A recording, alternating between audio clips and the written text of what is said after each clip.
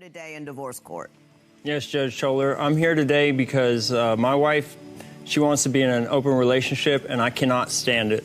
Let me tell you a little more about that. So I came home a year ago, and she gave me the ultimatum. She told me that if I didn't want to be in an open relationship, that she was going to leave me. And that hurt me so bad, but it goes further.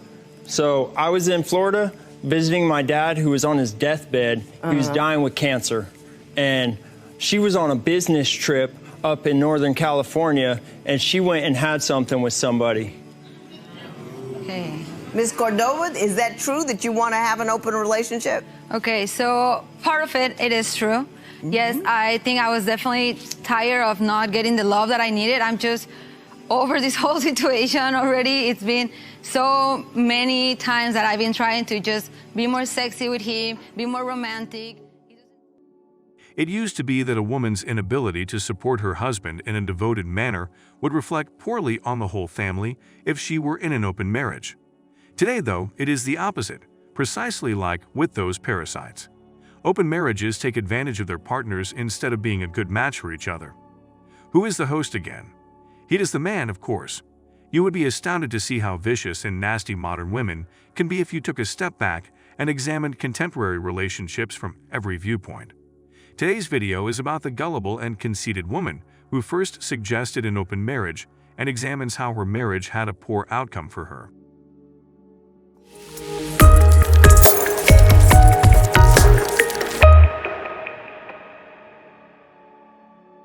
Despite being 14 years married, the couple in this tale was unable to have a child.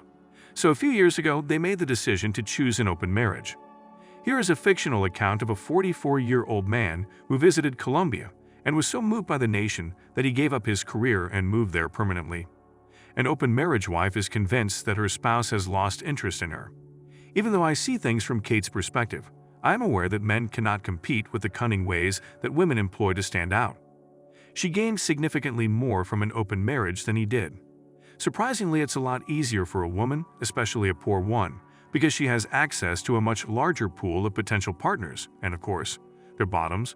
I have no idea who came up with the idea, but isn't it generally accepted that women gain more from this dubious moral practice than men?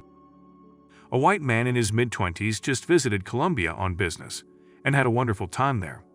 It was clear that he had no trouble attracting a lot of young women, and this has inspired him to think about settling there permanently. Our egotistical wife is once again at a loss as a result. Although I strongly suspect it was her, it's unclear whose idea this was, and this shows why open relationships and marriages fail. The only person who desired an open marriage and connection was her. The American protagonist we have. Despite having been married for 14 years, we are childless. As a result of the work we both put into our careers, and because I've struggled my entire life with PCOS and having kids, we adore each other a great deal, despite the fact that we don't have any human offspring. We do have 3 great canine pals in our lives. I've been married to my husband for a very long time. Things seem to be much more competitive now than they were before. When we've dated on and off, there have been times when we were very emotional, and then times when we were less emotional. I don't believe my husband is aware that Partners is dating openly. It was a tremendous experiment for us for almost 2 years, and our relationship experienced a sharp change in intensity. Dogma, you may now unwind.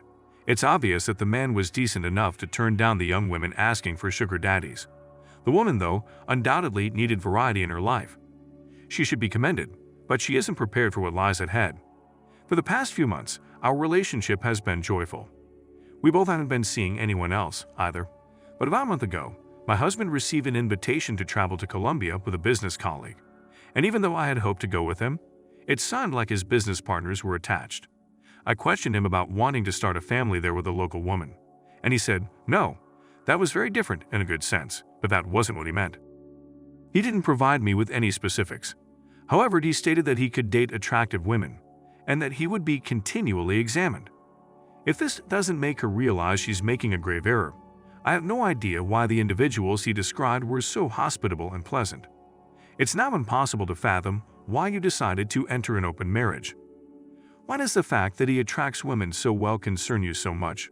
I don't know what will happen, but it seems to me that feminists would gain by adopting a more nuanced perspective of the world if they were to do so. I thought that was the whole point of an open marriage, or maybe you're just being hypocritical out of pure resentment. None of these questions is answered, despite the fact that they are all necessary, because they always do that to make a good argument. Then blaming men is appropriate. She explained what happens when things go awry. He wants to live like a king while he is in Colombia because of this. Although the young women are a bonus, being in a South American country also provides him the chance to exploit the region. He finds it easier to attract women because of his income. At this point, most people probably know that all relationships between people are based on transactional dynamics. They have access to the cage because of their unshakable devotion to him. The feminist woman from the industrialized world just can't seem to get over the idea that her husband is finally doing the right thing. She even got a message from him that said he wouldn't mind if she moved to Colombia to live with him. She, though, is obviously too upsetting for him to desire that. Your Majesty, as a result, you have successfully let go of a devoted man. I find one element of contemporary womanhood in particular offensive. They put themselves in difficult circumstances through force. When things didn't go as planned, they sobbed aloud and drank wine. And you do it with the intention of attracting the attention that their actual man has so far refrained from giving you. What did this teach us exactly? Play their game, follow their rules, and show them how it's done. To give your support, click the thumbs up button. Please leave a comment below if you would like to see more videos like this one. Be sure to give it to the guys who are in the most precarious need of it.